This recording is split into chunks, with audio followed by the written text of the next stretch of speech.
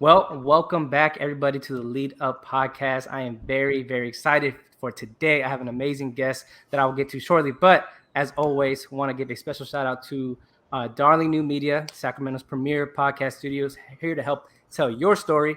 They are located in Midtown Sacramento. Make sure to check them out, darlingnewmedia.com.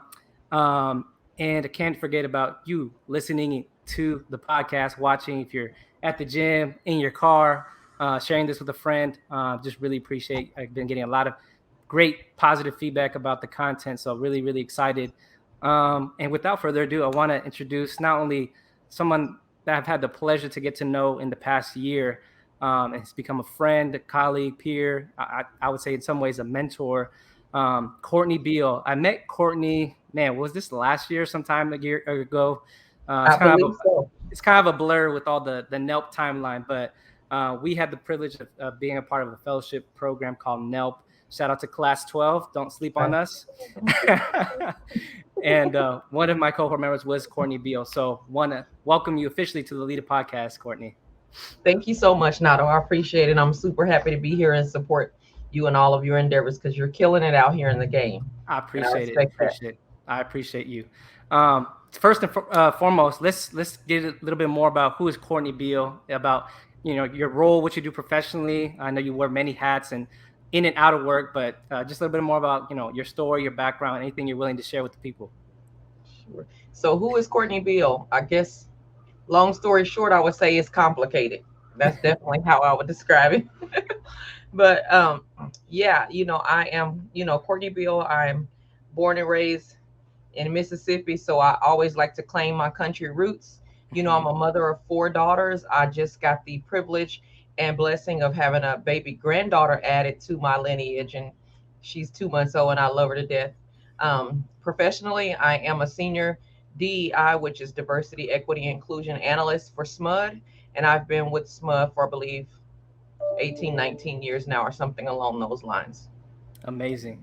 And one thing I did want to touch on about DEI, something I know not only you work and do that professionally, but something you are passionate about, and it's something in some ways like a hot topic recently, especially in the past 2 years. I know it's even probably longer, but more recently because of during COVID, people leaving, and just this movement, I would say, and commitment to provide diversity and inclusion in the workplaces. So real quick, if you could share with how would you define DEI, and what exactly is it? What does that mean? So beyond Merriam-Webster's dictionary, diversity, equity, and inclusion would be described as inclusivity, as inclusivity or equitable access and being sure that everyone has a seat at the table, that we all belong. I describe that as righting wrongs, is how I describe DEI. There has been a culture of alienation or exclusion throughout our history as a country. And so, as you stated, within the last 2 years, as a result of George Floyd's murder, there has been an increased focus on really making sure that DEI gets entrenched into all parts of everything, whether that be from work lives to doctor's offices, right? Ensuring that everybody has access and that everybody is treated in a way that's best for them. So that I'm about that DEI life, not all. Yeah, no, for sure. And I definitely got to learn more about that through our journey together in our cohort. But as you mentioned, a lot of from your experience at work, even from just your own personal story. I guess to put on my Scott Syfax hat, Sure. what would you say in terms of for those that some would say, why is it even important right now? Why is it something worth kind of even pushing towards in our workplaces? Again, it's something that I constantly hear more. There's more recruiters and people pushing in different workplaces. Some, I would say authentic, and some more just this is just for show, right? Sure. As you may already know that already. But again, kind of that question that you may hear from folks, why is it even important? Why should we even consider something like this right now in our lives? Sure. So DEI is overdue. It's past due.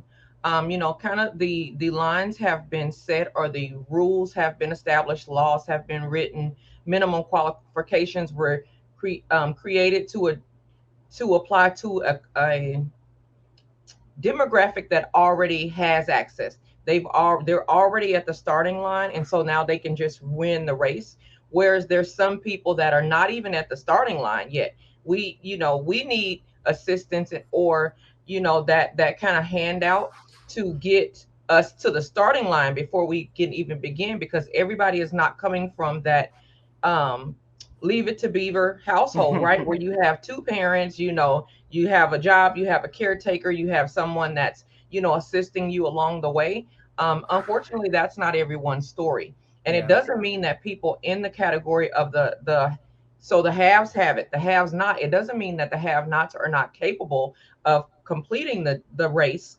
It just means they may have started a lot further behind, than the have, which was what these rules were established for. And so it's an opportunity for us to ensure that everybody, just has a chance. Literally paying attention to not just what you think they need, but having a conversation to find out what do you need, what disadvantages are you faced with, what challenges do you face, and how can we help you move Yeah. past that? How can we help you to get to where you aspire to be, not to where our rules deemed you as necessary to be, or this is your place, but what is it that you desire, and how can we as a country help you get there? So Yeah. that's No. that's really what the bottom line mission for me as it relates to DEI Yeah. is about. That's great. And on a practical level too, because something that I'm passionate about is, helping young people, not even just at work, but outside of work, and young professionals. Because there are a lot of things that, I wish I knew, or the things I know now, it's like, I want to be able to set other people up for success, and not have to go through some of the things that we may have experienced, or other people, their parents. Right. Um, and on a practical level, what does that look like? And I'm gonna say this like in two ways. Someone that maybe in a leadership position, or has influence on how to advocate for, kind of looking for areas to improve, but also in the Mhm. area of like, okay, I'm an employee, I'm kind of just starting out here. I don't want to, rub Sure. ruffle any feathers, but how can I still advocate for myself in a place where maybe equity and inclusion and diversity is not the norm, Mhm. or I'm saying, how can I use my voice to really advocate for DEI in my workplace? I would say to advocate for yourself, to get involved, because where we kind of discredit our stories is we don't share them. And we may not share them for a multitude of reasons. It could be because we're embarrassed, we're ashamed, or as you stated, we just want to stay under the radar, right? Because I don't know about you, but my family taught me, if you get a good job, don't mess it up, right? Right. Once you get that good job, do what you got to do to stay there. And a lot of times that means sit down and shut up, do your job, and that's it. But what I would encourage, any young professional, no matter if they're a young professional or they're seasoned, right, Right. is to Yep. use your voice. And so a lot of times organizations are creating what they may call affinity groups, they may call employee resource groups, they may just have listening sessions, whatever it is that your employer has.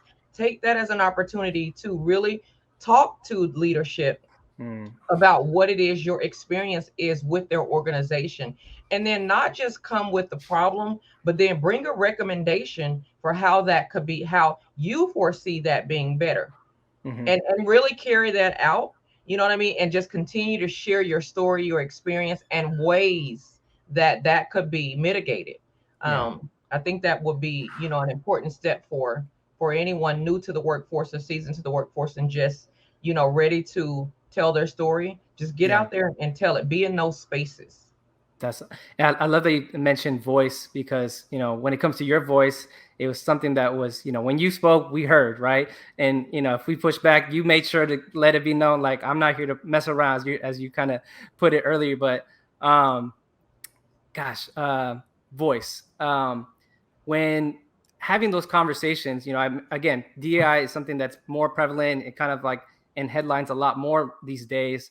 Um, I can imagine it's not one of those, oh yeah, let's just accept everything, make all the changes, right? Like, change is hard, right? Change is And hard. it takes time. And I'm curious to, I don't know if kind of putting you on the spot, but Can you recall any like moments or experiences where you were trying to make a change or you were part of a change like in the process, but there was a lot of pushback? Like, what did you learn from those experiences? And, would you have done anything different now knowing what you know? Does that make sense? Absolutely. Yeah. I mean, Yeah. absolutely. There's been limitless times that I could say, you know, yeah, that those have been difficult choices that I have made. For me personally, when I felt that when the question was asked of me, I Mm-hmm. felt it my duty and responsibility, my obligation to answer that in a way that was reflective of not just my experience, but those that look like me, Yeah. those that have a shared challenge and don't have a seat at the table, right? Yeah. I'm at the table, but Mm-hmm. I know just from in my family alone, right? My direct relatives, I know people that do not have a seat at the table. And so Mm. it's always important for me. I feel like it's my responsibility to speak for them. I feel like I've been gifted with um, the wherewithal, for lack of a better word, Yeah. I've been placed in these positions for a reason. And Mm-hmm. honestly, Renato, it's not what I do is not about me. It's about the next generation. Yeah. Because honestly, I don't know that there's going to be significant change, Mm. systemic change while I'm in the workforce. I don't plan on being in the workforce for much longer. And if I win the lottery, I'm getting out even sooner. Right. But while I'm here, I want to make sure that I am changing policies, Yeah. right? I'm creating opportunities so that the next generation will not have to face that same adversity. And I guess to bring it back to your question about what could I do differently, I would say that I wish that I would have spoken up sooner, Mm. but I was a product of my environment. Like I said earlier, sit down, shut up, do your job. Mm-hmm. My mama said, you got a good job, don't mess it up. And so for the first, I don't know, 15 years of my career, that's what I Mm. lived by. And I Wow. didn't I didn't initiate many conversations outside of my particular business unit. Mm-hmm. But once our executive leadership started to ask the question, then I was willing to give them the answer. And I Mm. recall a circumstance where, our chief executive officer at that time said, "Why didn't you tell us?" Wow. And I simply answered, "Because you didn't ask." Mm. As simple as that. But then when they asked, Yeah. the Right. The floodgates the got door open. the door was open. Yeah, no, I appreciate that. Again, someone like me, where I got to, again, bring it back to our experience with a group of, amazing individuals in different places and different fields. I got Mhm. to really soak up kind of wisdom and information, like things that I may have noticed or may have felt, but I couldn't really, point at what is it. It wasn't until, like, we started reading books and having those Sure. like really hard conversations to really be like, Yeah. okay, I can do better. I can do a little bit more. I can do things differently. Or when people present the opportunity to ask or, get my opinion, to give it, right? Yeah. And to be prepared, because I think there's going to be many moments where we can, again, I think many people have experienced this, where we can choose one path to be, to your point, be comfortable, Right. whatever we've done for the past X years, like we're gonna keep it that way. Or we have an Right. opportunity to, like, hey, have we considered this? Have we thought about how this might impact long term? Sure. Right? I'm thinking about the next generation. So thank you for naming that. Um, Kind of like a follow up, talking about, these challenging moments. Like, what inspires you in those moments where, you have seasons, or maybe tough coworkers, or just kind of like you're trying to process through something that is very difficult in your like scope of work. Like, what inspires you to keep going? What inspires me to keep going, because I believe that change is possible. Mm. And that's just my bottom line. Even in spite of the controversy, in spite of the hardships, in spite of roadblocks and failure, where in spite of being hurt, in every situation, I believe that hope is still available to Mm. those that are avail themselves to it. And so that one of the things that we did in NELP was our value statements. And Hmm. my value statement includes, still to this day, being providing offering hope to the despondent. And if there's any way that I can offer hope, then that's what I'm willing to do. And then even when I'm in my own crises, my own personal crisis, whether they be in my personal life or my professional life, I believe that a change is going to come. Shout out to Sam Cooke. But I absolutely, I'm Yeah. completely rooted and grounded. And that has a lot to do with my um, faith. Yeah. But also, I often reflect back on where I came from and where I am as Yeah. an example, a very tangible example of, wow, I really did make it through. And Yeah. so I continue to strive in spite of, because I believe, even if it is not immediate gratification, that if Mm-hmm. you just keep pushing and keep, like Dory says, you just keep swimming and keep swimming, Yeah. and it's gonna open up an opportunity. And again, the big picture for me is I'm more focused on that opportunity being available for the next generation, because Yeah. again, I'm raising four daughters, and Right. now I have a granddaughter, and I need them to be able to walk that out. And so for me, I'm kicking down the door so that they can follow, you know what I Mm-hmm. mean? And they won't have the same adversities, Mm-hmm. that I faced. And so that's where I, kind of put my goal mark. Somebody after me is going to benefit from Mm-hmm. what I'm doing, even if I'm not a direct recipient of it right now. Mm-hmm. It's going to change for the future. I love that. Kind of on that same note, as you've just been sharing about your work and your family, as you've been at SMUD for a long time now.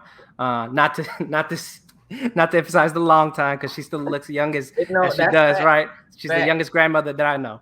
Um, but as you moved up right into a senior position and you've expanded your family, right, how do you continue to develop and grow as a leader? I think many times I've noticed personally, sometimes folks that they want to stay stagnant, right? They just Right. do it, do enough to get by, you know, um, just to like, okay, I did what I have to do. Maybe I didn't get it done, but I think there was something different, not only about yourself, but the people that we got to be around, where they continue to grow, they continue to sharpen, Yes. to add tools to their tool belt.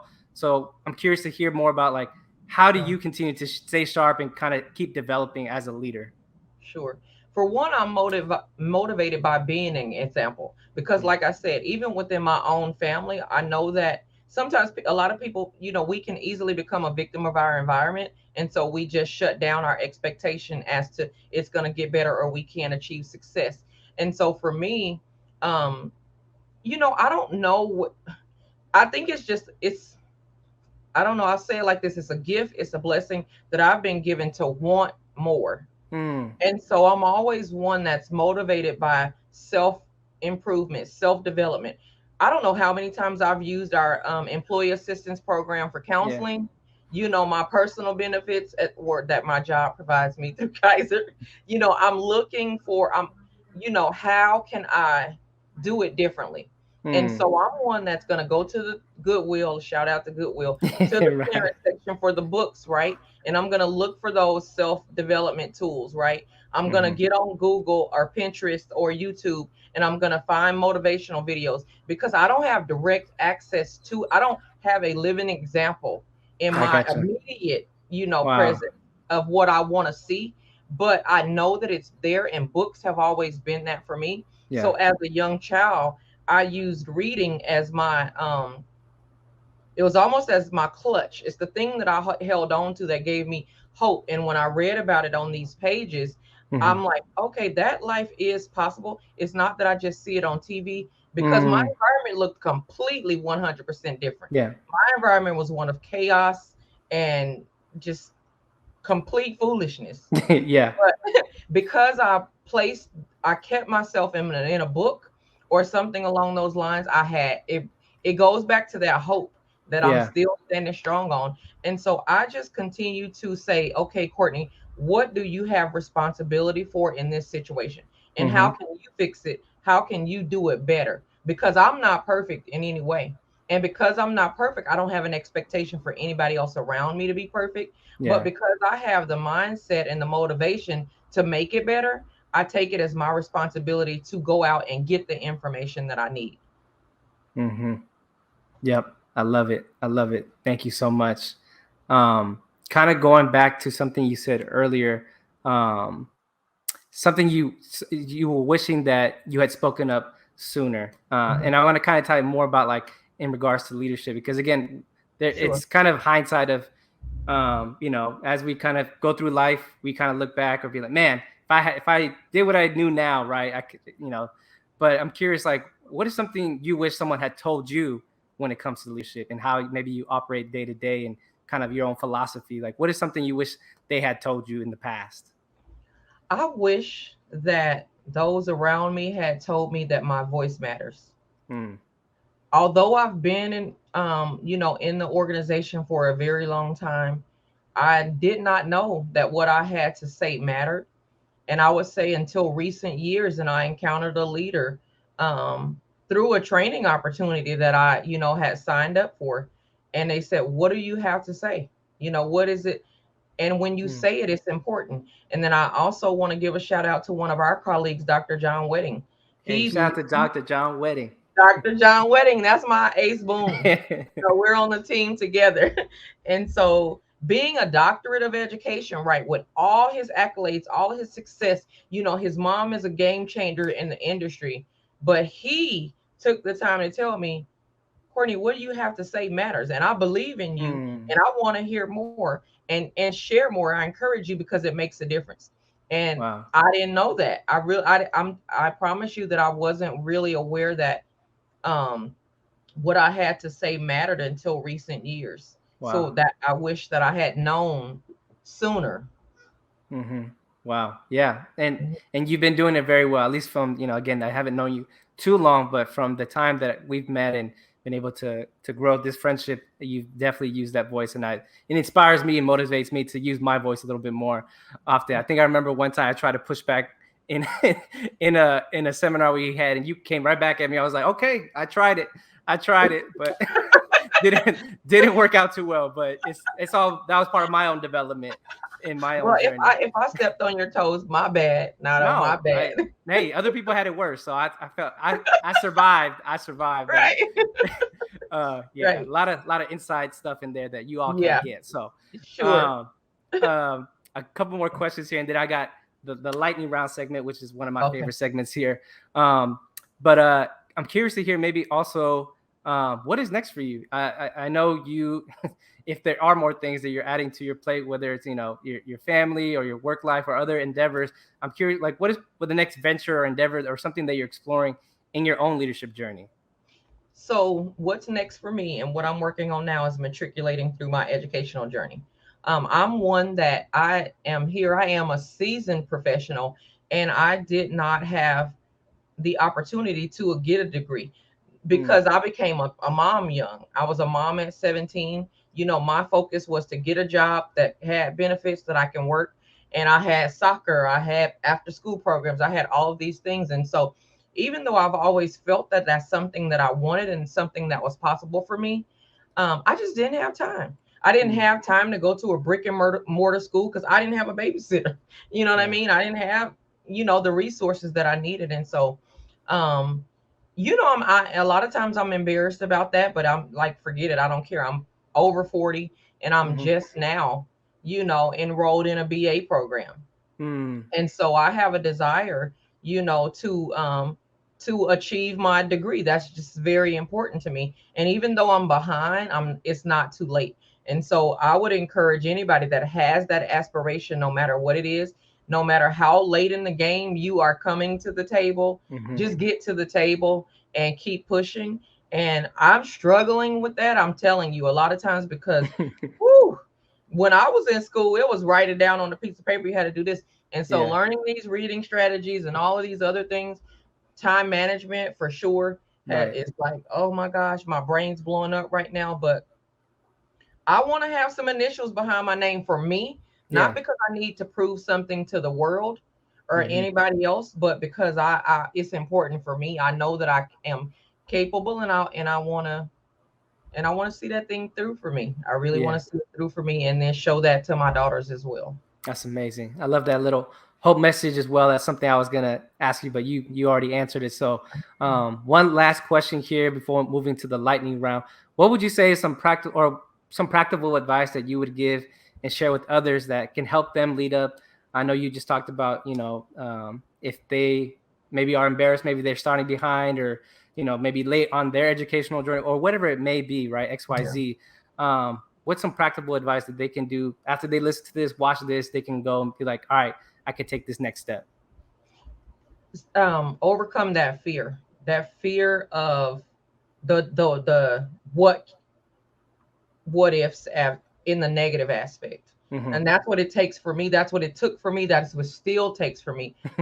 Just doing whatever you have to do to tell yourself, whether that's a vision board. I'm a fan of big vision boards. I have 1,000 Post-it notes around my desk, encouraging myself. My faith really drives me. But you finding out what you need to overcome fear, because that fear is what, for me, has kept me stagnant and kept me from achieving some of my goals sooner. But just figuring out what you need to do to overcome that fear of getting started, and then just take that one step. My mentor through NELP actually told me make sweet small goals, not looking at what's going to happen in 4 years, but calling that educational counselor as your first step. Calling the employee or the employee tuition reimbursement at your job. Just one step at a time. Small, sweet goals, and accomplishing that, so that you can look back and see that you did it, and that continues to drive and motivate you to keep going through that next step. I love that. So you said sweet small goals, or yes, sweet small goals. I love that. That's very practical, and I definitely encourage people to take upon that. All right, lightning round time. Are you ready for the lightning round, Courtney? These are questions that I did not share with you beforehand, so it's just the first thing that comes to your mind, right? Just a set of questions, and we will land the plane. So, are you ready for the lightning round? Got it. I'm ready. Okay. All right. First one's pretty easy. Favorite dessert? Red velvet cake. Morning person or night owl? Morning for sure. Your favorite music artist? Bonnie James. Aha. We're curious because I thought you were going to say Mary J. Blige. Maybe she's just a top artist. Where does Mary fall into that? Mary is right here. Mary, okay. Literally. All right, here we go. Next one. Burgers or pizza? Burgers. A pet peeve of yours?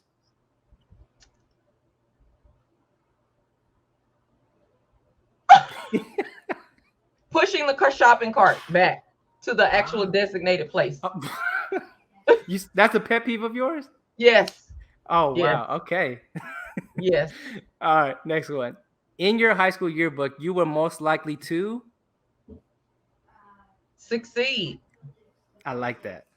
Artist or song that is currently on repeat? Okay, so you brought up Mary J, and I'm going to go back to her tried and true, Just Fine. I clean my kitchen to that on most days.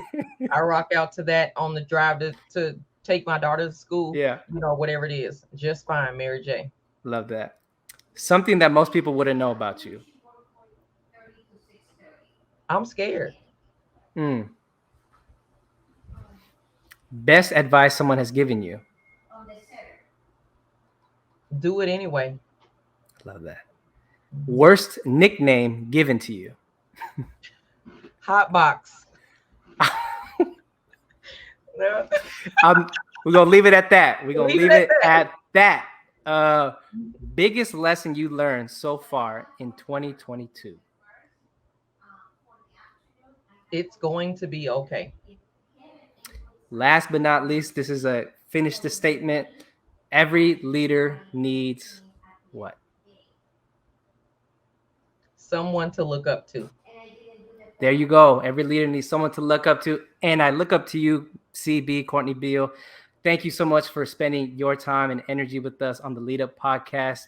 Thank you all for tuning in. We'll catch you all on the next episode. Peace. Appreciate you.